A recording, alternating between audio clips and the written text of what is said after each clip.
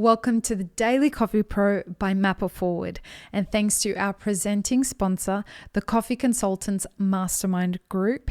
If you are a coffee consultant or hoping to become a coffee consultant in the coffee industry, I should say, consider joining the Coffee Consultants Mastermind Group to either help you start or grow your business today. Check the show notes for the link.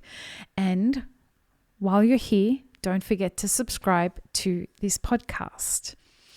Today on the podcast, we are looking at physical self-care for coffee professionals. Now, this particular episode is inspired by a conversation that I had with the fabulous Sara Al-Ali, the host of our Mapper Forward Middle East podcast. And in a recent conversation, Sara said to me that she was hearing from a lot of baristas and roasters who stand on their feet all day in the Middle East and are looking for tips in how they can look after themselves. And I thought, this is something that we've never spoken about on this podcast. So we had a discussion about it, and I thought this would be a fantastic subject for this episode. So thank you, Sara, for inspiring this episode. And thanks to everybody who is listening to the Mapper Forward Middle East podcast and is reaching out to Sara for her advice and her wise words. Now, ways for physical self-care as a coffee professional. This is, I remember the days of standing on my feet for 12 hours at a time and lifting heavy crates of milk and boxes of coffee and, dealing with crowds of hundreds of people and standing in the same spot for hours on end. And we don't do a good job in this industry of taking care of our people when they are feeling physically exhausted.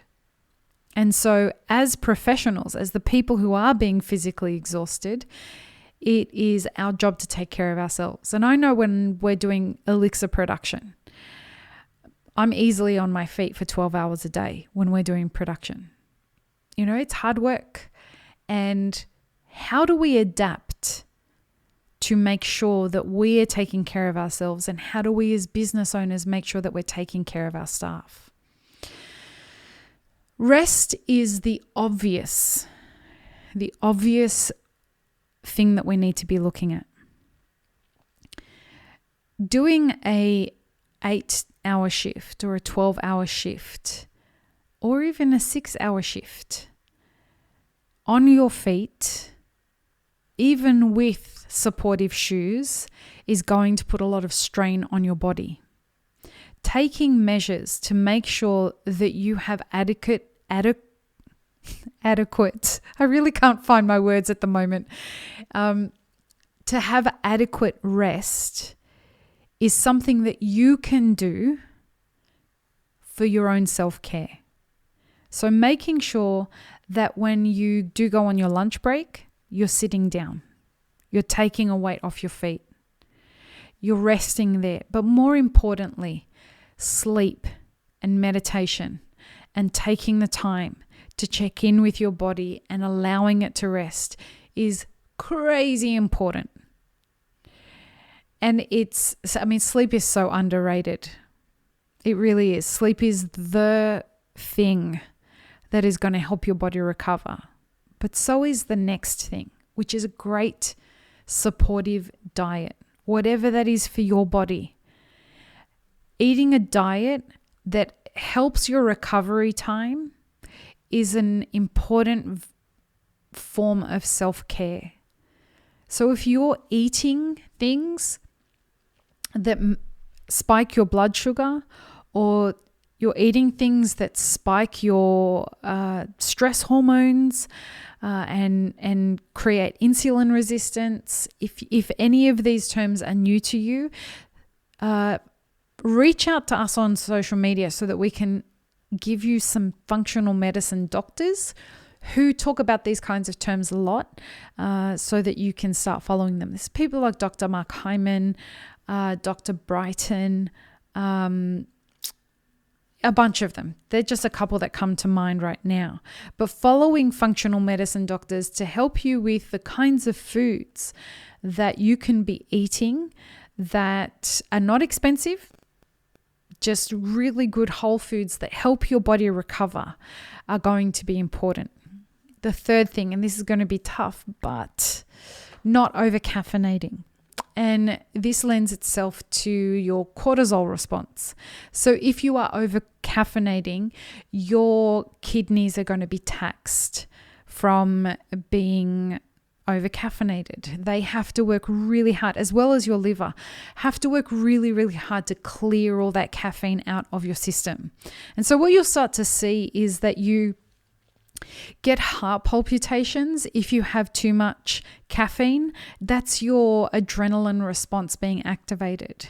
If you have caffeine on an empty stomach, you'll start to fuck with your acid in your stomach, and you'll start to experience things like reflux over time. And again, reflux activates a stress response, which taxes your kidneys, and it causes hormonal problems, etc., etc. So your diet, caffeine, and rest are three of the things that are at the absolute cornerstone of you focusing on your physical self-care as a coffee professional. There's one other thing that I would like to focus on and just talk about before we wrap up the episode, and that is managing the stress in your life. If when you're at work, you're lifting heavy things, you're standing on your feet all day, you are expending an extraordinary amount of energy being hospitable to customers, and you are trying to do your job as best as you can. When you are experiencing stress on top of all of that, it weighs even heavier.